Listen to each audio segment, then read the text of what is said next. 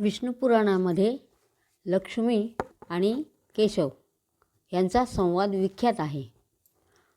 ब्रह्मा आणि नारद यांच्या संवादामध्येही लक्ष्मीच्या निवासस्थानाविषयी वर्णन आलेले आहेत. तर ते कशा प्रकारे?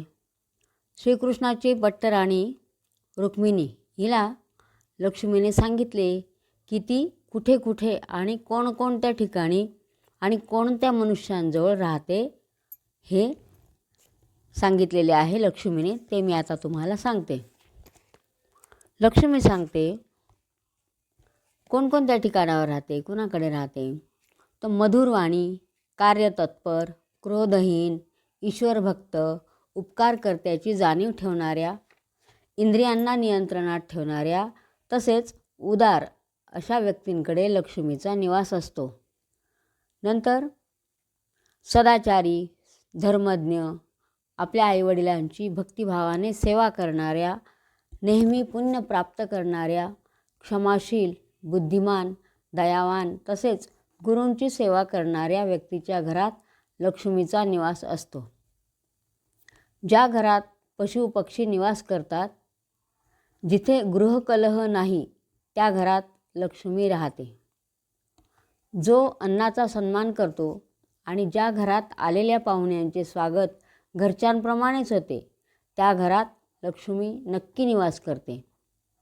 जो मनुष्य खोटं बोलत नाही, स्वतःमध्येच गुरफटलेला असतो, ज्याच्या वागण्यात घमेंड नसते, दुसऱ्यांविषयी प्रेम असते, दुसऱ्याच्या दुःखाने दुःखी होऊन त्यांना मदत करतो आणि दुसऱ्यांचे कष्ट दूर करण्याचा जो आनंद अनुभवतो, त्याच्याकडे लक्ष्मी राहते. नित्य स्नान करणारा, आवडीने स्वच्छ वस्त्र धारण करणारा, शुद्ध व सात्विक आहार घेणारा, फुले न हुंगता देवाला अर्पण करणारा, अशा व्यक्तीच्या घरात लक्ष्मीचा वास असतो. जो योग्य समयी दान करतो, शुद्ध आणि पवित्र राहतो, गरिबांना मदत करतो, त्या घरात लक्ष्मी निवास करते. तसेच आवळ्यामध्ये, शेणात शंख आणि कमळ, त्याचप्रमाणे पांढऱ्या वस्त्रातसुद्धा लक्ष्मी राहते.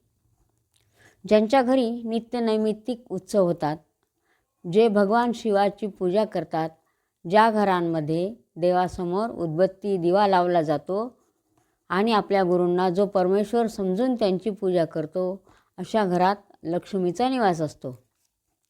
जी स्त्री पतीचा सन्मान करते, त्याच्या आज्ञेचे उल्लंघन करत नाही, घरात सगळ्यांना जेवू घातल्यानंतर स्वतः जेवते, त्या घरात लक्ष्मी निवास करते.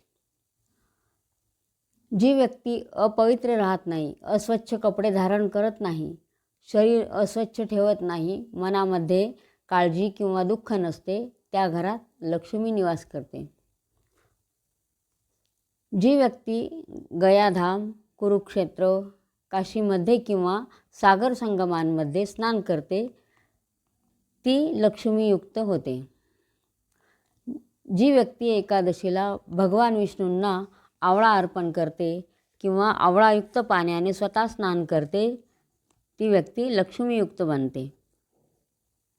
जो ब्रह्ममुहूर्तावर उठून स्नान संध्यादी करतो, दिवसा उत्तरेकडे आणि रात्री दक्षिणेकडे तोंड करून मलमूत्र विसर्जन करतो, तो धनवान बनतो.